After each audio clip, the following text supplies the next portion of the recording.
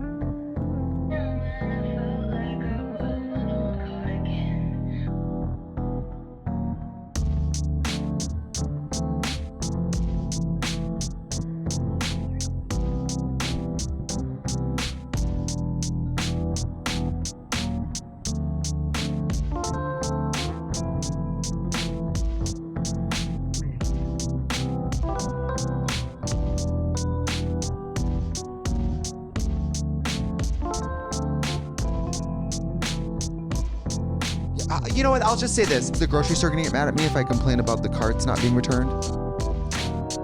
Wait, what? Like if I come on the podcast and complain about something or talk about something, Yeah. am I supposed to talk about no people, places, or things while I'm here? Honey, you've got a big storm coming. Hello everyone, how are you today? I hope you're having a really good day so far. If you are new here, my name's Taylor. I come to you from Baltimore City, Maryland, and here on my YouTube channel I feature content that is generally focused on knitting and spinning. And in this week's episode of what I call the Thread to Mend podcast, I have no new knitting or spinning to share with you all. I have been very busy plugging away each night, finalizing the pattern instructions for the pendant pullover, which is now in testing. I feel a huge sense of lightness, just knowing that I can move on from that sweater and create something new. And in the process of that, I've been compulsively shopping. I wouldn't say it's an addiction because it has not negatively impacted my life thus far. I'm not going into debt over it, but I have been spending so much of my time building shopping carts, abandoning most of them, but I have checked out many different times on the Sephora app because of the Sephora spring sale. I've purchased a lot of new things and I thought I might share some of them with you all because maybe you're interested in my recommendations and the things that I'm interested in trying in terms of skincare, hair care, makeup. But before I get into that, I do want to show you my yarn haul from the Woolly Thistle. The Woolly Thistle did have a spring sale themselves, and I picked up a bunch of yarn I have wanted to invest in. And in some ways, this is a little bit of a self-sabotage because it kind of blew my budget. I kind of blew my yarn budget before Maryland Sheep and Wool. But you know, we'll figure that out in a couple weeks. I've been spinning so many skeins of natural color yarn, and I know that when I go to the festival, I'm going to bring home more natural color fiber. I wanted to pick up colors that I knew I wanted in my paint box of yarns, and I wanted to invest in a base of yarn that I knew I could design with in the future, something that is generally accessible to the world and not so niche, which is typically what I pick up at Maryland Sheep and Wool. When I go to a yarn festival, I'm looking for the farmiest of farm yarn, and that is very often not even available online. And like, for instance, the sweater I have in testing now, I actually had to find a comparable yarn in order to make that pattern, details more accessible. So Hello, Star Baby. Thank you for joining us. I want to show you the yarn I picked up. I got 7 skeins of the Rauma Phenol Yarn in the colorway 4125. It's a gorgeous heather ochre green. It's a, I want to say, yellow base brass. I do not know yet exactly what I will knit with this sweater quantity of yarn, but I do hope to come out with another design in the future. Part of me thinks that I'm going to hop back on the cardigan train because I feel like I do get the most wear out of cardigans in the spring and fall. I like a bit of a mindless basic wardrobe, and I think that this will be, I mean, this is my color. This is the one I know and love. I'm like obsessed with these greenish yellow tones, and I think it matches my complexion well enough. Not that I really care. I feel like you should wear whatever colors you love, but I just love this color so much. I feel like I could buy this color for the rest of my life and be happy. But I did want to branch out and pick up a couple others so that I could create hopefully a shawl design one day soon. And I was really gravitating towards this. Again, this is all Phenol Yarn Rauma yarn. This is the color 4138, and it's this lovely soft tone pastel light heather. I would say it's more of a peach than a mauve or mauve. I always said mauve, but I hear people say mauve, and I don't know which is correct. Maybe you could let me know in a comment below. So many of you are a lot smarter than I am, so I do rely on you guys for factual knowledge. Yeah, I love this color. I think it also looks okay with my complexion, and I wanted to pair it with a darker high contrast shade in sort of the same family. To be honest with you, I thought that this yarn, because I did purchase it online, I've never seen it in real life, I thought that this rust color would be more of like a coppery rust. I know that the Rauma Phenol Yarn does come in a similar colorway that is more orange, but for some reason I thought that this deep sort of burgundy red would be a little bit more on the warm side. And honestly, it is a warmer red. When you see it in that bright light, it does look more orange than I think that it is. And so Star Baby just saw her nemesis and needed to go after her. Got distracted for a second. But I do think that this is like a true, I mean, it's a warm red. I'm happy with it. Part of me still loves more of an orange kind of rust, but I'm really still thrilled to have this in my library of yarns for future knitting. This basket does have more yarn in it than I think I've knit all year. We're only in the 4th month of the year, but that's still like first quarter's behind us now, and I don't know that I've really knit much. I get whatever. I'm not gonna beat myself up over how little I've accomplished because I did create a pattern, and I think that's the thing that's really weighing on me, is that all of the time and attention that I put into pattern writing takes away from the time I have to knit or spin, and those are the things that really fill me up. I thought that I could refill my cup with some new yarns to sort of inspire me to keep knitting, but there's so many projects that I've cast on or have been planning to cast on that I've swatched for that are other people's patterns. I'm really excited to knit, and I want to accomplish those goals in addition to creating my own personal patterns. So I wanted more color. I wanted accessible yarns to knit with, and I invested in that.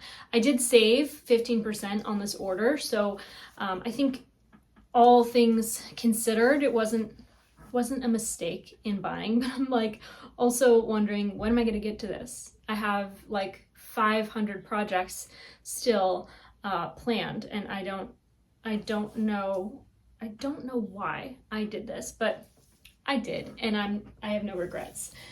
In terms of what else I have to share this week, it's really not a lot. I told you last week that I have my pendant pullover in testing, so that is where I devoted all of my attention the last couple days, and nothing new to report.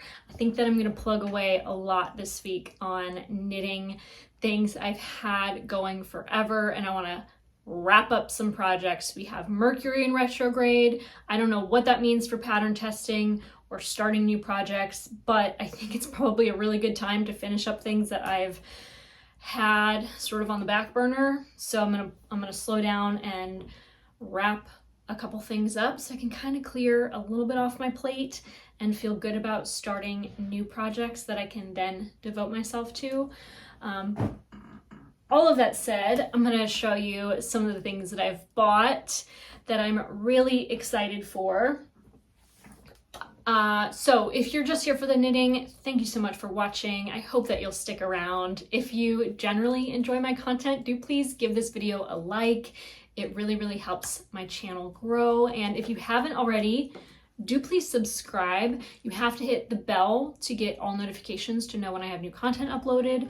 But regardless, I just want to thank you so much for being here, for clicking on this video, and for spending your precious time with me.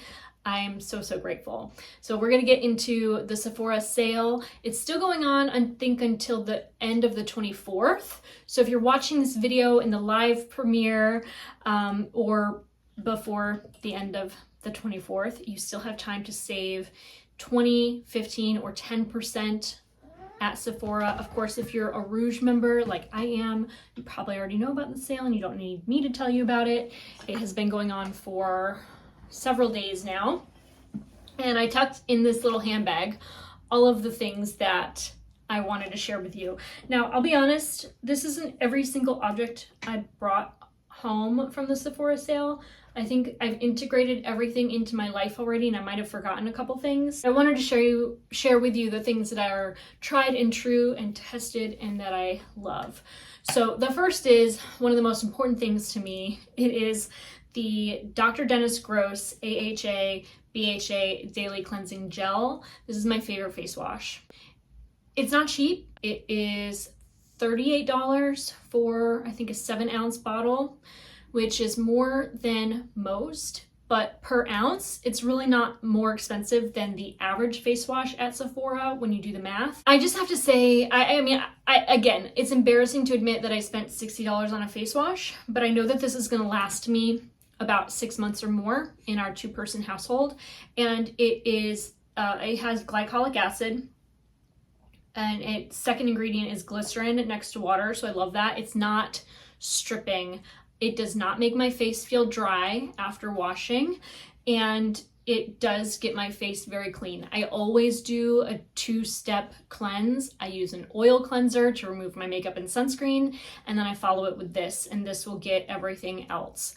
I don't invest in high-end oil cleansers. I buy my oil cleansers off of kbeauty websites like Stylovana or Yes Style. I love this. I love this face wash. It's like a gel, and I honestly apply it to my skin without water at first, like as if it were a mask, and then I'll apply a little water to my fingertips. I'll rub it in as if I were applying a mask. Again, still, I might leave it on for a couple minutes while I brush my teeth or do something else, and then I wash it off. So it's a really good, gentle, acid sort of application. It's not as harsh as something like an acid serum or an overnight mask.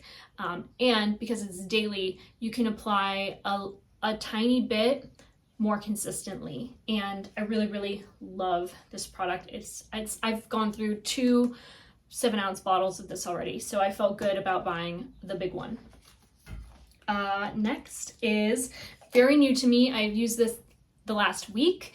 It's the Pharmacy Brighten Up 3% TXA that is for, I think, tranexamic acid. And it has a very small percentage of azelaic acid. I have fallen in love with Dr. Shireen Idris here on YouTube. I love the content she creates. She is a board certified cosmetic dermatologist over in Manhattan, and she creates some of the best skincare content online. So if you haven't checked her out, do find her on YouTube because she talks all about these 2 active ingredients. I believe there's a 3rd active ingredient higher on the list than this one that is also helpful in removing hyperpigmentation and melasma. I have had a couple hormonal breakouts on my sort of cheeks and jawline, and they are that kind of deep cystic acne that takes many, many weeks to calm down and dry out, and eventually it'll kind of darken. This has brightened my complexion considerably in the very short amount of time I've been using it. It's a little bit tacky, but because I apply a vitamin C serum on top of that before my moisturizer and then a sunscreen, I don't feel like it has messed with any of my makeup application. I do apply this twice a day, and because it's a PHA, it is a more gentle acid on the skin, so if you're new to exfoliating acids, it would not be, I think, the worst to try out, especially if you have redness or hyperpigmentation on the face. It's not cheap either. I do invest in my skincare. This is the 2nd step to my morning skincare routine. And then this is not new. I actually picked this up a couple months back when Ole Henriksen was having a website sale. If you're thinking about purchasing any of these products, do sign up for the email notifications of the brand, because sometimes you will get a better deal than whatever you see at Sephora right now. I love when brands that I love have like free 5-piece bonus thing when you spend blah blah blah, because it allows me to try out new products of theirs that I might have not picked up, and that's sort of what happened with this. So this is just a half-ounce bottle of the Ole Henriksen Banana Bright Vitamin C Serum. This is, I think, the, I forget the active. It's the 3.0 whatever. It's a newer form of vitamin C. It's more stable than L-ascorbic acid, but I think it's more gentle. So it might be good for people who haven't already used or tried a vitamin C serum. L-ascorbic acid is the more active form of vitamin C, and it can be a little harsh for people. It can probably create some irritation. So this I do enjoy. It also has PHAs. So if you're just wanting a vitamin C serum and you don't want to go the extra mile for like another active, I would maybe consider this one, because vitamin C, what it does is it also helps to brighten your complexion, but it will amplify the effectiveness of your sunscreen. So I do wear this product in the morning. I've not tried a lot of vitamin C serums, but many of them stink like hot dog water. So this one doesn't. It does have a lot of citrus essential oils, so if you know you're sensitive to that, maybe go with a different brand. Ole Henriksen is known for having a lot of citric essential oils in a lot of their products, so that might not work well for you. But I have somewhat sensitive skin in that I'm allergic to oats, and I cannot apply like colloidal oats on my skin. So I have to look at ingredient lists carefully, but I don't have particularly sensitive skin. So all that said, good serum.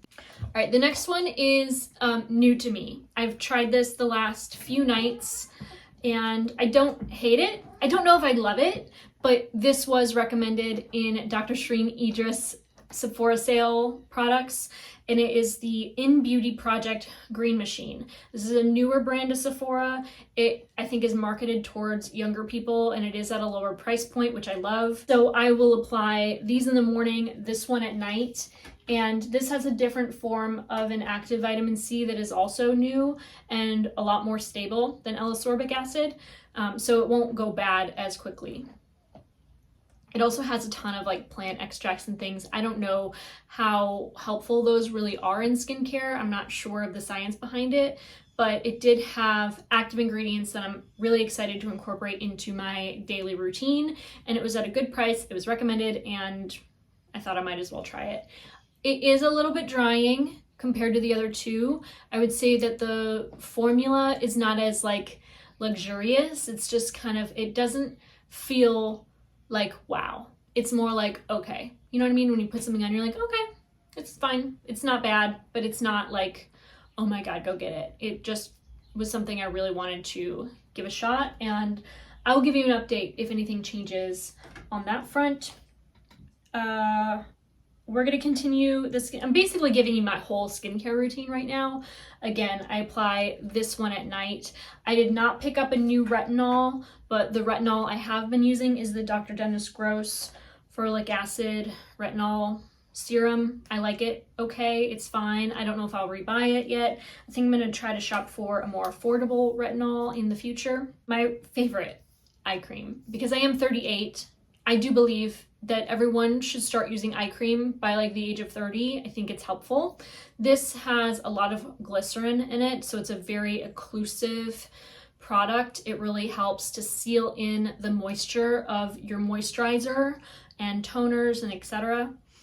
This is by Rose Inc. It's not cheap. Sign up for the Rose Inc. website promotional emails, because you will get this at 20% off or more at some point in the year, and I do recommend it. It has niacinamide, which is a skin brightener. It also helps to kind of just soothe the skin when you're using other actives.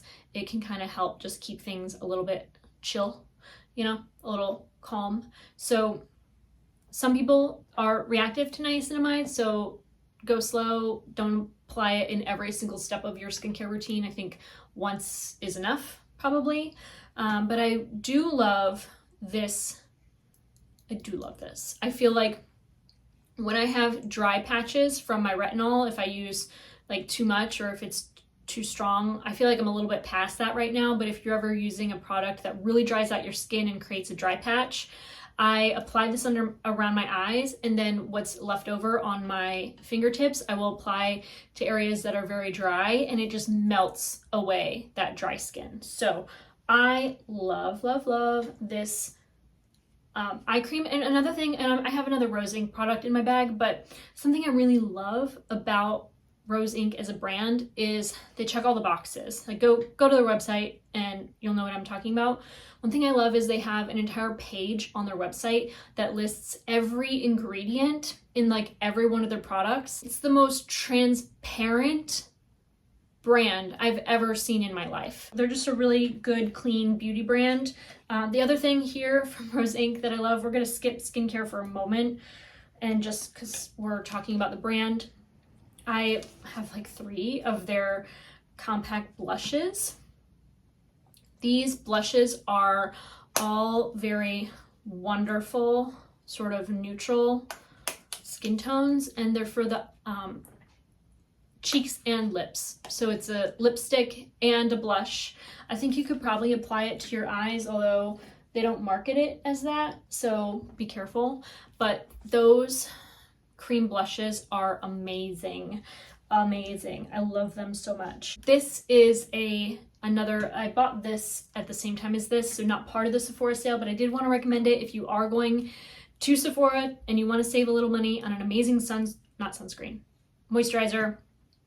This is the Ole Hendrickson Peptide Boost Strength Trainer Moisturizer. It is lovely. So I love this moisturizer because it adds moisture to the skin in a really, really light, kind of oily way. So it's sort of the best of both. It has actual moisture that I'm adding to my skin before I apply a more occlusive product like the Rose Inc. glycerin based sort of eye cream, or I have a nighttime oil I apply sometimes. I'm a little worried it kind of contributes to breakouts on my forehead, so I don't know, it's a little touch and go with that. But I do apply a moisturizer before my sunscreen, And the sunscreen that I cannot live without is the Beauty of Joseon Relief Sun Rice and Probiotics SPF 50 plus plus plus plus. The plus plus plus plus is a measure that is not required in the US, but in Korea or Japan, they have another system of measuring UVA protection. UVA, I think, contributes to aging. UVB contributes to burning. Again, I'm not a scientist. I'm not a dermatologist. I'm not an esthetician. I'm not an expert, but I do wear sunscreen, and I can tell you this is the best sunscreen I've ever worn.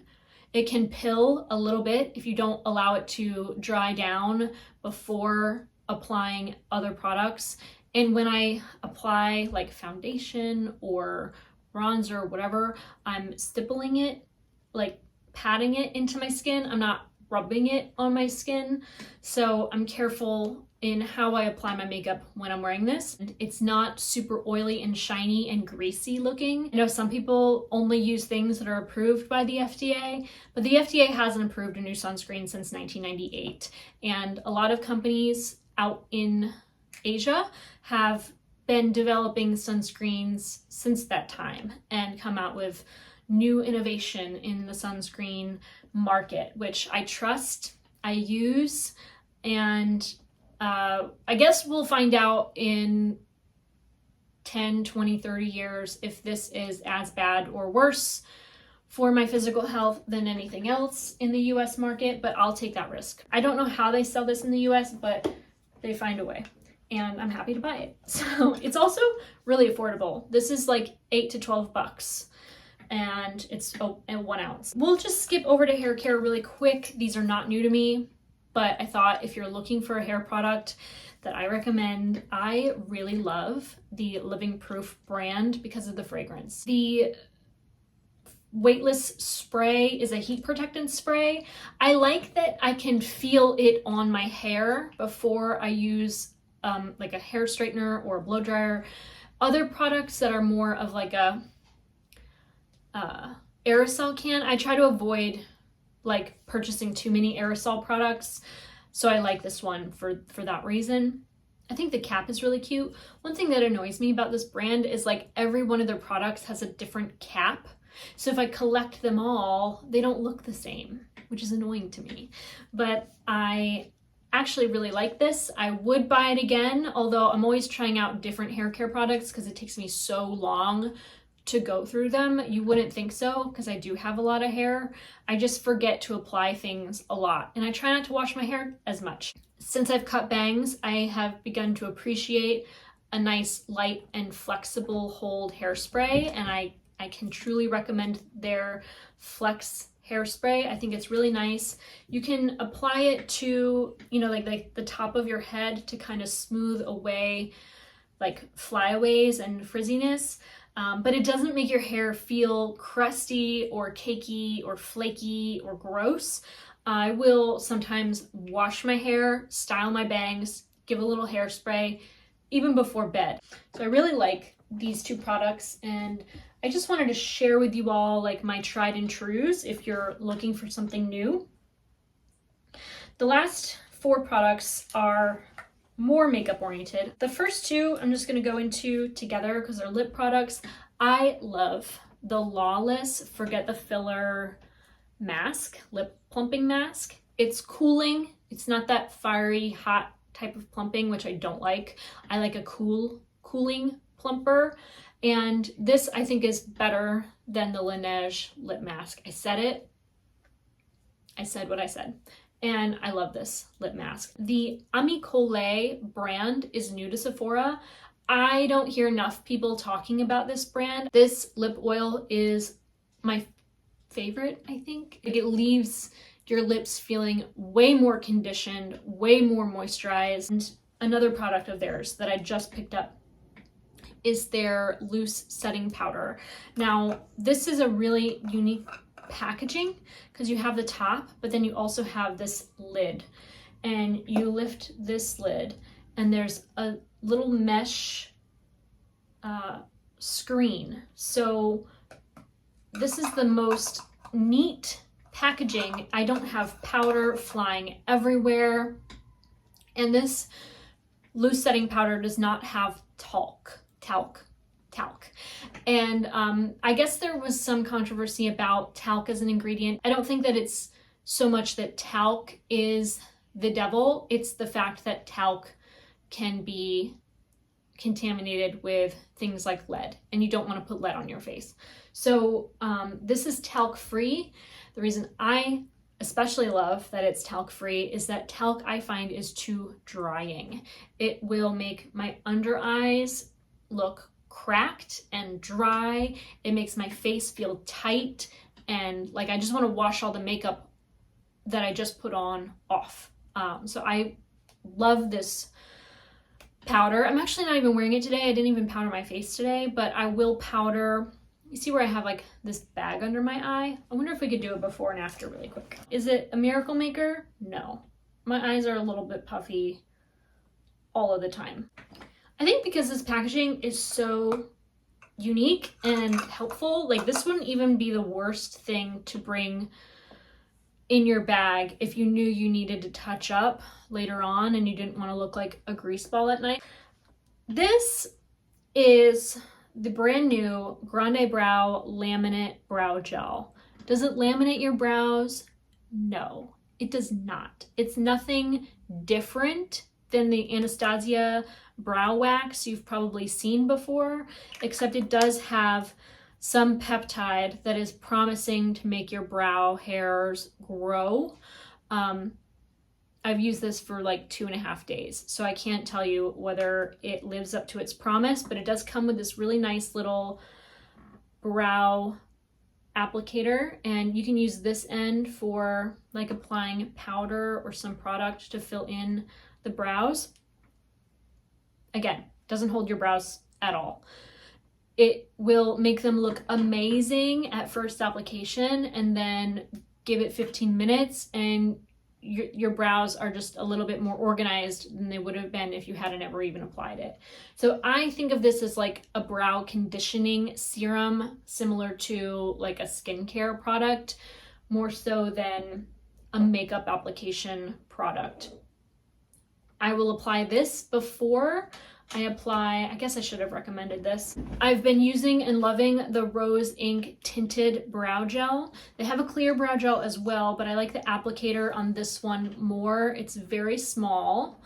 The brown is like a neutral brown. It's not too warm. Sometimes brow products that are brown, lean, auburn, and you look cray-cray because you don't have red hair, but it makes your eyebrows look red. This does not, and I feel like it's easy to work with and apply. It does make my brows, natural brows, appear more full without looking painted on or powdered in and too bold. So I've really, really liked that. Now I've been on the hunt for the perfect brown eyeliner. If you think you found it, let us all know in a comment below, because I have bought 4 brown eyeliners in the last 4 weeks. The first was Essence, $4.99. It's fine. The second was the L'Oreal Infallible Pro Last Longwear Eye Pencil in the color brown, which is so far my favorite, $14.99. I picked up the MAC brown eyeliner. I don't like it. It was $23 and I couldn't take it back. The fourth was Urban Decay's 24/7 eyeliner, and I returned that because it was a disaster. It faded in an hour. It smudged all day long. Didn't matter what I did, whether I set it with powder, whether I didn't, whether I was roller skating or not. It just smeared all over my face, and it was $25. So I took that shit back to the store because I'm not wasting $250 on something that I have 3 others of that work better and cost a lot less. So highly recommend this. You can pick it up at Ulta, probably a lot of different stores actually. I think that the L'Oreal heiress is the richest woman on earth. I think she's like worth $80 billion. So why am I promoting her products when she's the richest woman on the planet? I don't know. except that I like it and it saves me money because I'm not buying stuff that doesn't work. So that is that on that. And that is almost everything I picked up at Sephora and more. That is it for this week's episode of the Thread to Mend podcast. I want to thank you so much for watching. If you made it this far into this week's video, thank you so much. I'm so glad you're here. Let us know in a comment below with the lipstick emoji. That way we know you made it this far. And if you want to find me on social media, my name is Taylor E. Owen on Ravelry and Instagram. You can find me over on TikTok as Taylor Knits. I am not active on social media, and I don't really hate it like that. I kind of prefer to stay in the stories, and I don't post much on the grid these days, but it'd be great if we could connect through social media. And again, if you haven't subscribed, why are you not?